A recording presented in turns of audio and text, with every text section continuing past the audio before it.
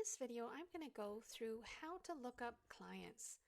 So if you're in the Shop app or a regular individual tattoo artist app, you're going to go into the menu and you're going to either hit clients or shop clients here. And then you're going to see a list of all of the clients. So in this view with the Shop app, anybody that is your own client is going to be bolded, and anybody that isn't is not your client specifically, but they are a shop client. So if you don't have a Shop app, you're just going to see them all listed here because those are all your individual clients. But if we want to take a look at Lynn here, and you can see she is tied to one artist, and at the bottom you're going to see who that artist is specifically. So if we go back to here, the first client, and we're going to see these artists down at the bottom here.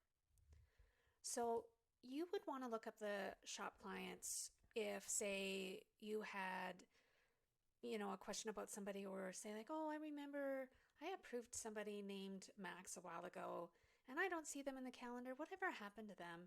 And you would come in here and you would click in this corner here.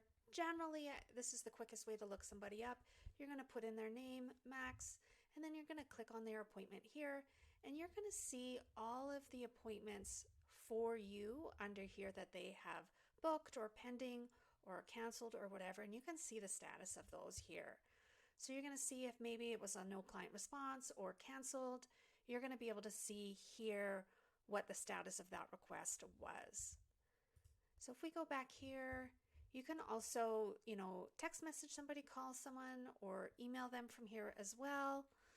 Maybe you want to reach out to somebody, or you have additional questions and you didn't want to go through the calendar, or you didn't see them through the calendar. This is where you would want to go. Even if you want to see a history, this is a great place to get a lot of details.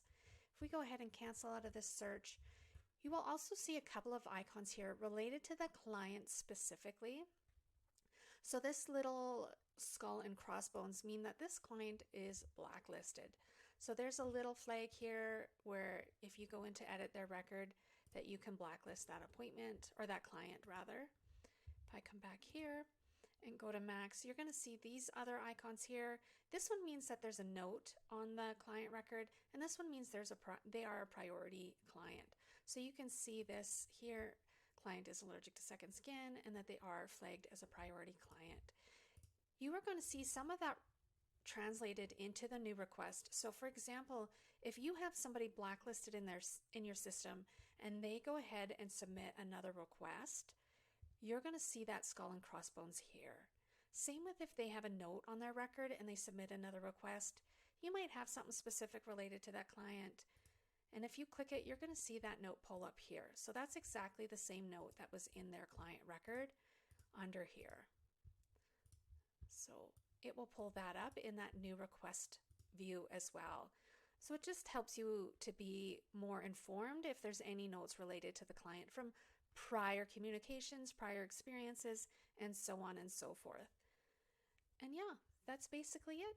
All of their details are here. All of their clients that they submitted requests, or sorry, all of the artists that they've submitted requests for are listed. If they're on the wait list, it's here.